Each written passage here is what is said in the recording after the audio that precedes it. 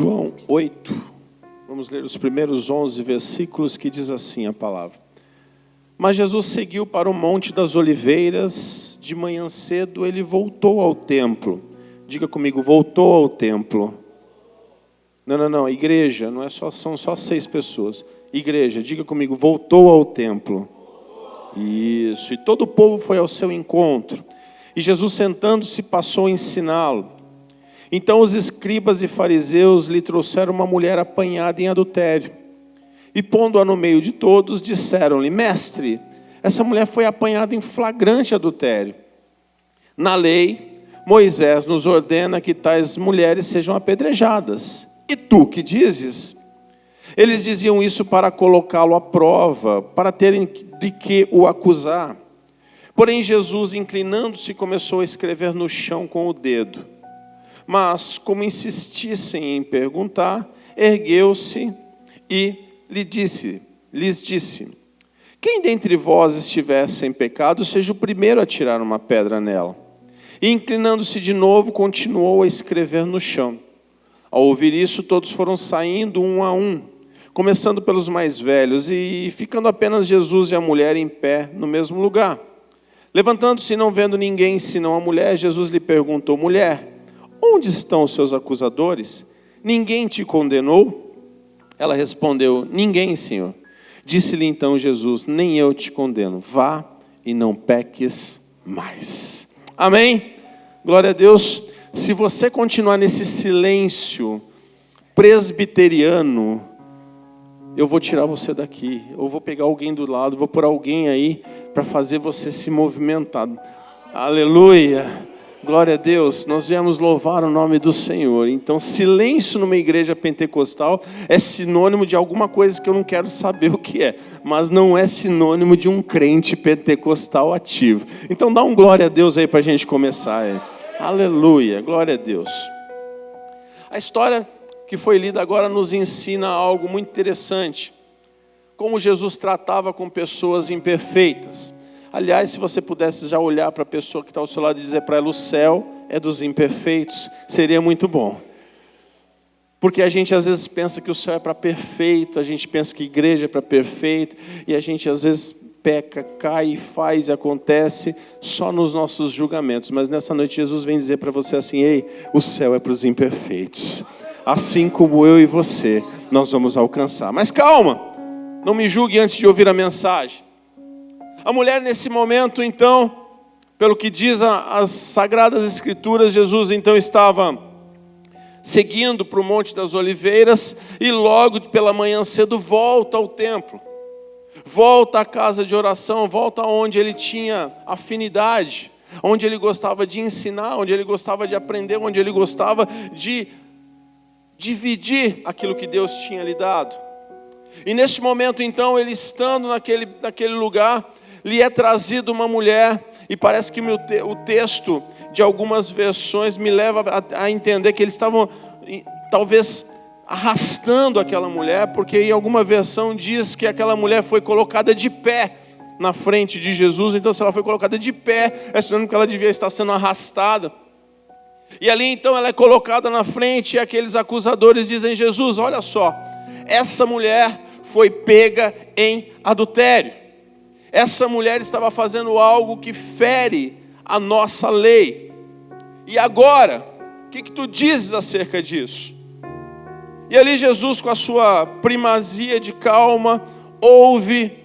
E mais uma vez, e aí Jesus, o que é que tu vai fazer agora? Eu comecei a pensar sobre essa legislação naquele momento. E a lei me traz algumas novidades acerca desse texto, que a gente precisa parar para pensar antes de julgar aquela mulher, aquela adúltera. E se nós formos lá em Deuteronômio capítulo 22 a 24, nós vamos ver que a lei dada por Moisés estava dizendo, quando um homem for achado deitado com mulher que tenha marido, então ambos morrerão. O homem que se deitou com a mulher e a mulher, assim tirarás o mal de Israel.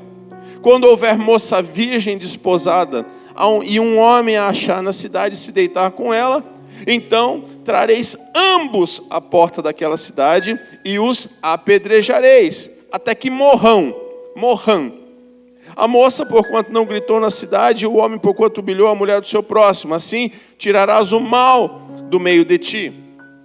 Dando continuidade em Levítico, capítulo 20, versículo 10, está dizendo: também o homem que adulterar com a mulher de outro, havendo adulterado com a mulher do seu próximo, certamente morrerá, o adúltero e a adúltera. Mas o texto nos revela que aqueles fariseus levaram apenas a mulher à presença de Jesus. Eu, como advogado, já diria que é uma nulidade processual. Porque existe um litisconsórcio necessário. Desculpa, volta para cá. Deveriam estar os dois. Mas aqueles homens estavam tentando chamar a atenção de Jesus e ver nele uma acusação. Porque se Jesus acusa aquela mulher de morte, sendo apedrejada, ele ia cair na mão dos romanos. Porque só Roma poderia dizer: ei, quem mata aqui sou eu, quem decide aqui quem morre sou eu. Somente o imperador romano, ou quem quer que seja, o governador, que poderia fazer ou dar aquela sentença de morte. Se ele a absolve, as pessoas iam dizer: ele está sendo frouxo com a lei de Moisés, a lei que Deus deu para Moisés, então está ferindo a legislação que nós, judeus, homens e filhos de Deus, estamos seguindo. Pensa no confronto que Jesus estava sofrendo naquele momento. Ainda que, se a gente pensar, Jesus não era nada querido no meio daquele povo. Se você avaliar Jesus ali, o pessoal já estava com ele pela garganta. Jesus já tinha quebrado uma funerária. Vocês lembram quando ele estava chegando em Naim? O que aconteceu? Estava vindo quem? Uma viúva com quem? Com seu filho vivo? Com seu filho morto? A funerária já tinha assinado o contrato, já tinha pego o primeiro cheque, estava tudo certo para enterrar o menino. Jesus coloca a mão, o moleque levanta naquele caixão, e aí de repente a mãe fala: cancela o contrato, não tem mais enterro. A funerária estava com problema. Jesus estava quebrando as empresas de prótese, porque as pessoas estavam começando a andar. Os paralíticos estavam começando a levantar, as cadeiras de rodas, Diácono Luiz, não estavam mais servindo para nada. Os empresários estavam doidos com Jesus. Se você analisar, em um determinado momento ele entra numa cidade chamada Gadara, e de repente vem um endemoniado com uma legião de demônios, 6.000 demônios. E só de olhar para Jesus ele fala: ei, o que tu vai fazer comigo? Faz o seguinte, me manda naqueles porcos. Cuidar de porco é pecuarista? Sim ou não? Só me ajuda a pregar aí, fazer uma dentro da mensagem. É pecuarista? É pecuarista. O Nito fez assim, ó. Fez assim. Aquele pecuarista perdeu 2.000 porcos para Jesus libertar uma só pessoa. As empresas de remédio da época estavam fechando, porque pessoas que estavam com problemas de depressão, estavam com doenças, eram tocadas por Jesus e Ele curava. Aleluia. As empresas de absorvente estavam fechando, porque as mulheres do fluxo de sangue não tinham mais fluxo, porque Jesus estava ali naquele lugar. E eu quero já começar a aplicar essa mensagem sobre a tua vida. Aonde Jesus está, aquilo que te acusa sai, aquilo que vem para querer levar vantagem sobre a tua vida sai, e entra a cura, transformação e milagre de Deus. Aleluia. As coisas não estavam boas para Jesus. As coisas não estavam boas, então nós precisamos pegar esse homem. E o texto diz que ele ouve aquelas acusações, e ele então se assenta e começa a escrever. Como eu gostaria de saber o que aquele homem estava escrevendo. E ele começa a fazer algumas, sei lá o que ele estava escrevendo. E ele começa a fazer algumas anotações. E a insistência era tão grande, e de repente param e dizem: e aí, Jesus? E ele diz: se dentre vós tiver algum que não tenha pecado, comece o apedrejamento, comece a matar essa mulher. E naquele momento então aquelas pessoas começam a se levantar. Eu tenho certeza que tinha algum acusador com uma pedra desse tamanho na mão, com um paralelepípedo, uma guia, pronto para destruir. Mas quando ele ouve aquilo, meu irmão, quando você ouve uma palavra de Jesus, por mais que seu coração seja duro, difícil, aquela pedra cai. E aqueles homens se viram e começam a ir embora, porque não há condição de rebater aquilo que Jesus já determinou sobre a sua vida. E aí então ele para e diz: ei, mulher, onde estão os seus acusadores? Eu não estou vendo mais ninguém. E a essência da mensagem é essa nessa noite. Quando tudo vai embora e você fica só com Jesus.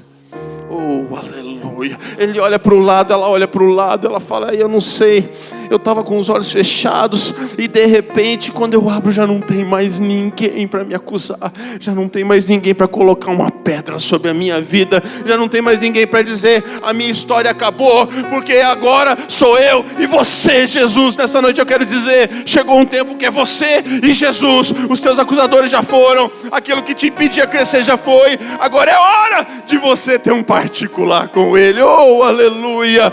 Ah, Deus Todo-Poderoso, eu gosto dessa imperfeição de Jesus. É difícil de administrar isso. Eu confesso, como pastor, tenho dificuldade de administrar isso. A gente pensa, a gente prega, e não pensa se você que é fácil, quando tem um erro na nossa frente, a gente fala: vem cá, o amor de Jesus sobre a tua vida. Não, a gente vacila de vez em quando. A gente passa por cima de ensinamentos, porque a gente é humano. A gente quer, mas a gente não consegue, a gente precisa ser curado. Mas a essência de tudo isso é que Jesus já não tem mais acusadores. Quando Jesus está no negócio, os acusadores se vão. Cutuca a pessoa que está ao seu lado e diz para ela: você está livre para viver uma vida com Jesus. Você está livre para ouvir de Jesus. Vá e não peques mais. Diz para ele assim: agora é tempo de você ouvir. Vá e não peques mais, porque a liberdade de Deus te alcançou. Glorifica o nome do Senhor, aleluia.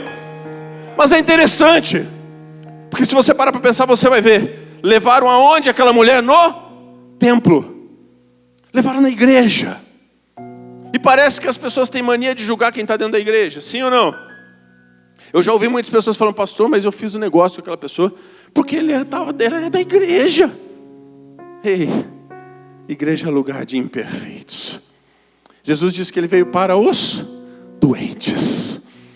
Sãos só na eternidade. Só teremos a santidade plena quando chegarmos na eternidade. E é interessante, outro dia o pastor Silmar me mandou uma mensagem que diz assim: a igreja abençoada, bíblica e relevante não é constituída de pessoas perfeitas. Pessoas perfeitas não existem. A igreja é igreja quando pessoas imperfeitas aprendem a conviver em paz e comunhão, adorando e servindo ao Deus perfeito, para aprender a servir e amar perfeitamente as pessoas imperfeitas. Oh, aleluia! Quando é que a gente vai aprender a viver isso?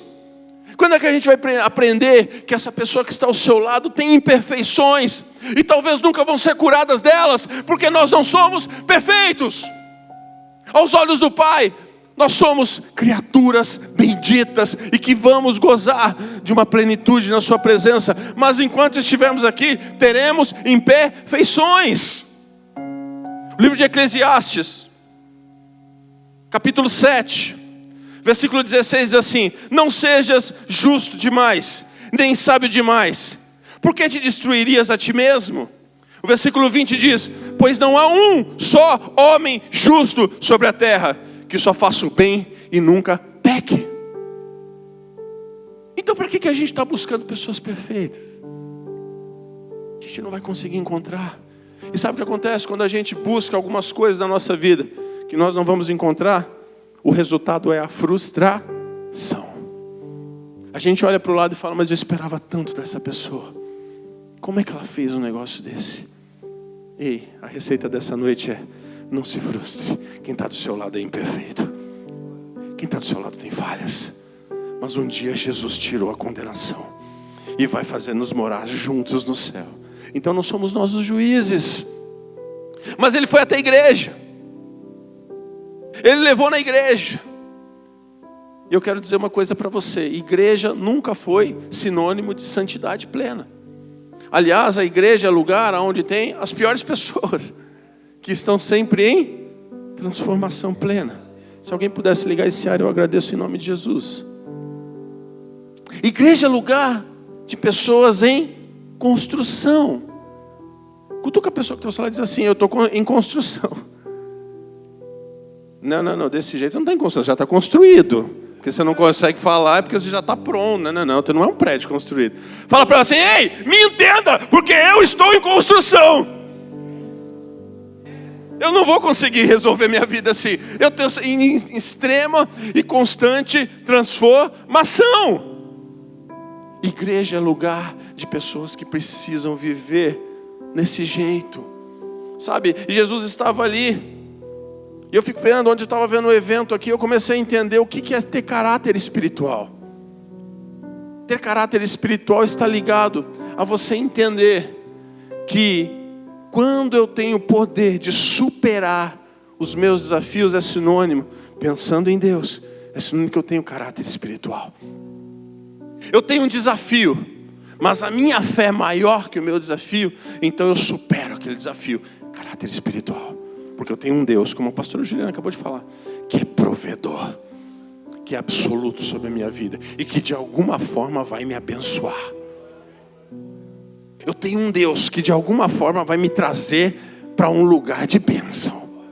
Isso é caráter espiritual. Ter caráter é você ter condições de, ao ser confrontado, demonstrar quem você é. Mas caráter espiritual é o poder que você tem de superação. Querido, eu estou profetizando que a tua vida seja uma excelência de caráter espiritual. Amanhã você vai ter problema, mas o seu caráter espiritual vai fazer você superar. Depois de amanhã vai vir a luta, mas o seu caráter espiritual vai fazer você superar. Depois de amanhã vai vir uma outra luta, mas o Senhor vai trazer para você, nesse teu caráter espiritual, a forma de superar aquilo que você precisa superar. Aleluia! O texto ainda me mostra alguma coisa interessante. Aquele povo estava tentando desconstruir Jesus. Ei, Jesus! Adultério! E a lei de Moisés, não era nem de Deus, era que Moisés nos deu, diz que a adúltera tem que morrer. Eu acho que Jesus deve ter pensado: gente, eu não estou entendendo. Não é, diácono Cid? Será que eles estão testando a minha fé? Será que eles estão testando quem eu sou? Porque para que tentar desconstruir Jesus? E o mundo quer fazer isso com você. Você fala que você vai na igreja, mas para que você vai na igreja? Você fala que você é dizimista, então a bomba atômica explode na sua mesa de trabalho, sim ou não? Dizimista ainda? Não acredito. No mínimo o teu pastor tem um carrão. Deve morar bem demais. E tu aí, auxiliar. Mas é dizimista. Como se a pessoa tivesse responsabilidade pelo que você ganha. Como se você devesse satisfação daquilo que você ganha para aquela pessoa. Cuidando da tua vida. Desconstruindo Jesus. Ei, Jesus, olha só. Ela é adúltera. Sabe o que acontece, meus irmãos? A religiosidade não é de hoje que acaba com pessoas, lá de trás também. A gente vê situações acontecendo e a gente quer colocar a religião na frente. Sendo que você não precisa de religião, você precisa de Jesus na tua vida. E aquelas pessoas queriam desconstruir Jesus. Não dá, Jesus tem que matar. Vai fazer, vai matar, vai absolver. Tu vai fazer o quê? Toma uma decisão. Você lembra do que Jó falava lá, ou falou lá no capítulo 1, versículo 21? Deus me deu, Deus levou. Foi Deus que levou os bens dele? Foi Deus que levou o patrimônio dele, os filhos dele? Foi Deus? Mandou um raio, matou todo mundo? Foi Deus? Pelo amor de Deus, diga não aí, fala isso. Não, Nito. O Nito hoje está uma participação, ele mudo, mas assim, com mímicas, ele tem trazido a essência dessa noite. A gente pensa tudo que é Deus. A religião tem nos desconstruído. E nós temos a desconstrução que a sociedade quer fazer com Jesus, quer tirar você da essência de Jesus na tua vida. Quer dizer para você que você não precisa ter fé, não. Você está gastando tempo à toa. Ei, eu quero profetizar sobre a tua vida. Abra a tua mente para que Jesus coordene as suas ações. deixa o mundo falar. Quem falou que seria fácil? O próprio Jesus falou que no mundo nós teríamos aflições. Mas Jesus não estava preocupado com a literalidade da lei. Ele estava preocupado em ver aquela mulher salva. Ele estava preocupado em ver aquela mulher abençoada. Porque ela não sabia o que estava acontecendo. E muitas das vezes hoje nós lemos na escola bíblica dominical dos jovens, lá no livro de Atos, não lembro, capítulo 7, 31, não sei, que dizia que Deus não, 7:30, não lembra do nosso tempo da ignorância. E sabe, eu penso que aquela mulher talvez fosse uma ignorante da lei.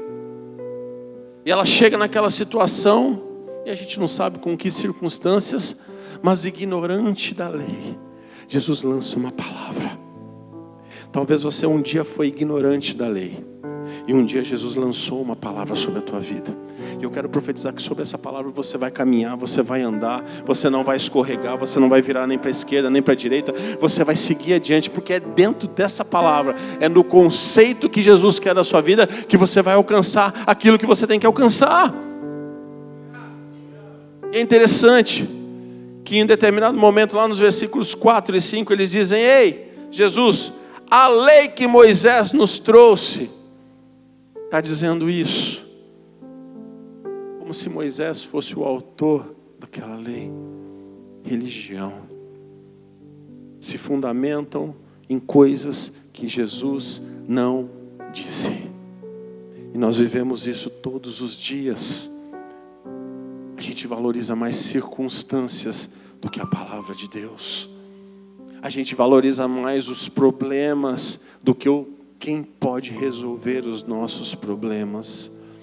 A gente valoriza mais aquilo que a gente vive, o que a gente enxerga, do que realmente o que a gente poderia viver se nós entregássemos literalmente a nossa vida para Jesus. Ei, Jesus, a lei de Moisés nos diz isso. A lei de Moisés pode até dizer que você não vai prosperar. A lei do mundo pode até dizer que você é tonto. A lei que rege a sociedade pode até dizer que o teu casamento tem que ser destruído, você precisa separar, porque aí está em incompatibilidade de gênios. A lei da sociedade pode até dizer para você que esse negócio de Jesus nunca existiu e nunca vai existir. Mas a lei de Jesus nessa noite vem dizer para você: ei, você é mais do que vencedor. Você escolheu a pessoa certa, na hora certa, para fazer a coisa certa, para viver o melhor da tua vida. Eu não sei quando Deus vai tocar a tua vida e tua alma. Eu não sei quando o Senhor vai pegar você e vai fazer, vai te levantar. Mas eu sei que um dia isso vai acontecer. E quando acontecer, ei, lembra dessa mensagem. E lembra que tem um pastor que pregou isso para você. Porque eu também quero participar da tua bênção, aleluia. Levanta a tua mão e glorifica ao nome daquele que vive e reina para sempre. Você veio aqui essa noite para isso. Para de olhar para a circunstância. Aquela mulher talvez estava olhando: ai, acabou o meu dia, acabou a minha vida, acabou o meu mês. Fiz a pior besteira da minha vida. Joguei fora todos os sonhos que a minha mãe talvez tinha por mim. Joguei fora todas as coisas que o meu pai planejou por mim. Joguei fora um bom emprego. Vou morrer. Mas eu quero dizer para você, quando você encontra com Jesus, a morte tem que recuar. Você não entendeu não? Você não entendeu não? Você pode estar à beira e na mira de pedras. Mas quando você é levado na presença de Deus, quando você se joga na presença dEle, qualquer pessoa pode te acusar, mas sempre haverá uma palavra de restauração, de transformação, de vida nova na presença dEle. Não há quem Deus não possa restaurar. Não há quem Deus não possa suportar. Não há quem Deus não possa pegar no colo e levar para junto dEle. Eu não sei qual o problema que você possa estar vivendo hoje, mas eu sei que o meu Deus está neste lugar. Eu sinto a presença dEle neste lugar. Eu cheiro Eu sinto o aroma de Deus neste lugar. E aonde Deus está, as coisas começam a acontecer. Pedra começa a virar areia. Aonde Deus está, cadeira de roda vira brinquedo de criança. Aonde Deus está, fluxo de sangue vira só uma história para ser contada, um testemunho para ser contado. Aonde Deus está, ei, marca do leito de morte se torna alguma coisa que vai ficar naquele canto só para eu olhar e falar: Deus ressuscitou a minha vida. Qual é o Jesus que está perto de você hoje? O Jesus legal ou o Jesus da bênção? Qual é o Jesus que está do seu lado hoje? O Jesus da pedra ou o Jesus da restauração? Qual é o Deus que está perto de você cada dia da tua vida? O Deus que restaura ou o Deus que mata? Mas pastor, a gente está falando da lei. Não há nada que Jesus não possa mudar só para te abençoar. Não há nada que Jesus não possa restaurar só para te ver bem. E a essência da coisa é: cadê as pedras? Talvez ao redor de Jesus e ao redor daquela mulher se juntaram muitas pedras. Talvez o templo, o diácono do templo falou: mas quem foi o louco que teve aqui? Que isso aqui estava limpo, eu limpei ontem.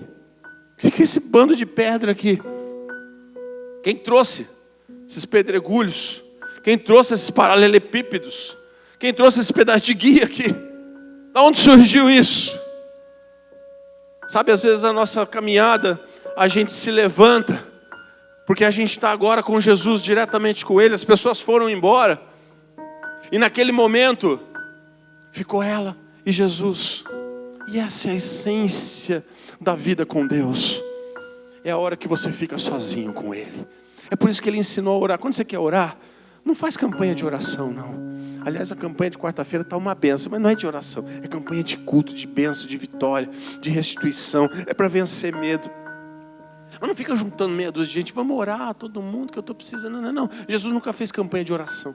Jesus nunca entrou nas casas: vamos orar, pega na mão do irmão, vamos orar aqui todo mundo, vamos fazer uma campanha. 7 semanas eu vou vir aqui, vai ser uma benção. Não. Ele nos ensinou a entrar no quarto. Só eu e Ele. Ninguém precisa saber, porque as pessoas não entendem o teu problema. As pessoas não entendem. Muitas das vezes eu não entendo o problema de pessoas. Às vezes eu abraço, eu choro junto, eu falo: mas como é que pode viver um negócio desse? Como é que apareceu assim? Meu Deus do céu, conhece a palavra. Porque a gente tem dificuldade. A gente é humano. A gente é imperfeito. Mas sabe, quando você entra no seu quarto, você fecha a porta em secreto. E em secreto você se lança na presença dEle e começa a dizer: Senhor, eu adulterei. Eu fiz tudo que era errado. Eu roubei, eu matei, eu me droguei, eu fiz qualquer coisa que não presta. Mas eu preciso de uma restauração. Eu preciso de uma novidade de vida. Eu preciso ser renovado, Senhor. Eu preciso ser tocado, Deus. Eu preciso, Senhor, sentir de novo aquela alegria que eu senti um dia, mas aí foi embora pelo meu erro. E o salário do pecado é a morte. Eu estou morto, mas eu vim aqui hoje só para pedir: Senhor, me restaura.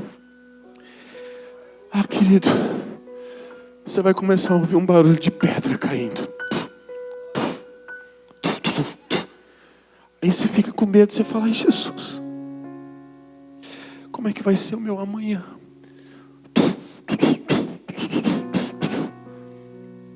E quando você levanta e você abre os seus olhos e você vê que você está só com Ele, e os seus acusadores, você olha do lado e todas as pedras estão ali.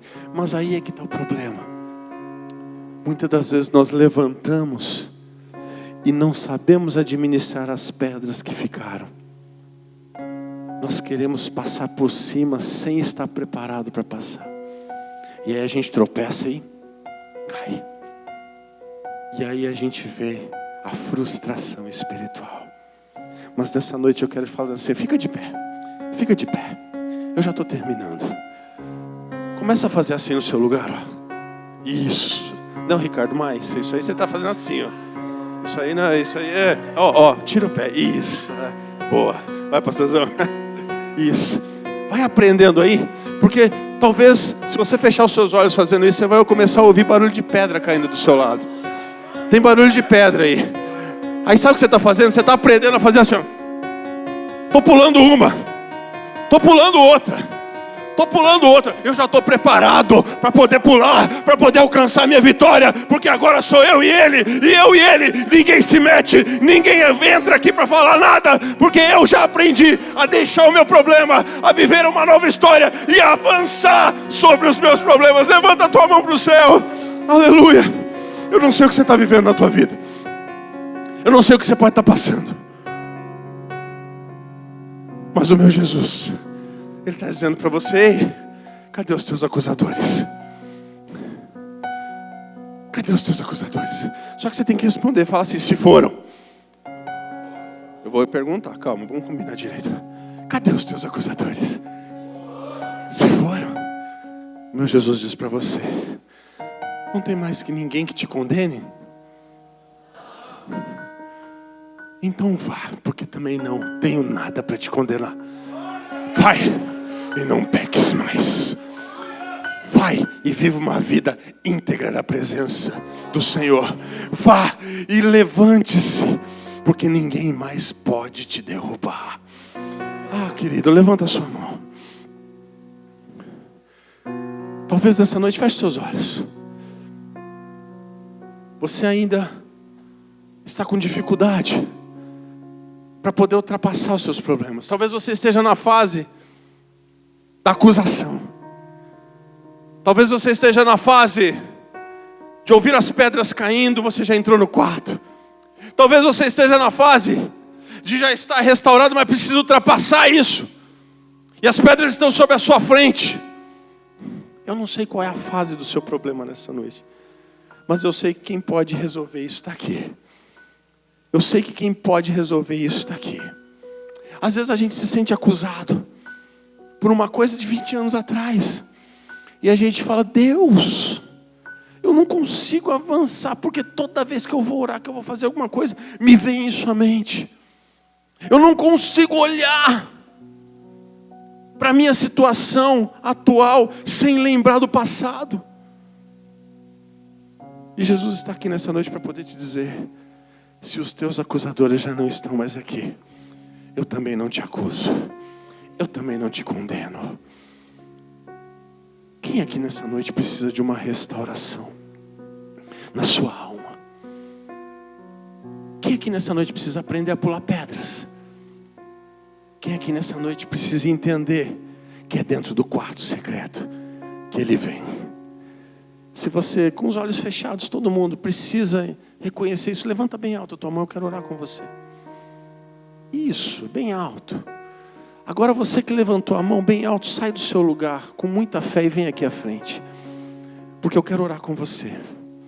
Eu quero colocar as mãos sobre a tua vida. E quero declarar sobre você algo sobrenatural. Porque eu creio que a unção despedaça o jugo. Eu não sei qual é a fase que você está vivendo, mas eu sei que o meu Deus pode mudar. Eu não sei se você ainda está na fase da acusação. Eu não sei se você está na fase do quarto. Eu não sei se você está na fase de pular as pedras. Mas eu sei que o meu Jesus está aqui nessa noite só para dizer para você, vá. Eu não tenho nada para te condenar. Vá e não peques mais. A igreja com as mãos levantadas e o povo que está aqui à frente, simplesmente dizendo, Senhor, chegou o meu tempo. Fala, Senhor, chegou o meu tempo. Eu não aguento mais viver com isso na minha vida. É tempo, Senhor, de eu pular de fase, sair desse estágio, porque a Tua palavra me ensina que tudo aquilo que ficou Ficou! Eu já aprendi essa noite que se eu ultrapassar, se eu entrar no quarto, eu e o Senhor vai olhar para mim e vai dizer: estou contigo. Eu já aprendi também que os meus acusadores deixaram as pedras ao meu redor. Ei, alamantore calabachai. E eu já aprendi que eu vou pular cada uma delas. Eu não vou mais tropeçar. Eu não vou mais cair. Porque Jesus é a minha fortaleza. Ah, querido, coisa linda. Jesus está mandando dizer para você: se ninguém te condena, muito menos eu. Vai, não peques mais. Não seja mais você fruto da tua própria acusação. Nós vamos louvar a Deus. Eu quero os pastores aqui comigo. Nós vamos ungir você. Na autoridade do céu, nós vamos ungir você. E você vai sair daqui nessa noite uma nova criatura. Uma criatura restaurada. Uma criatura pronta para a batalha. Porque não é fácil. Mas com Jesus nós vamos vencer. Com Jesus nós vamos superar. Com Jesus nós vamos alcançar. Se quem tinha aquele pecado enorme, Jesus transformou, você pode ser transformado nessa noite também. Oh, aleluia. Glória a Deus, glória a Deus, glória a Deus. Enquanto louvo, nós vamos ungir você. E se Deus falar com vocês, pastores, pode falar. Pode falar com esse povo. Em nome de Jesus, em nome de Jesus, em nome de Jesus. Digno da minha vida, tu és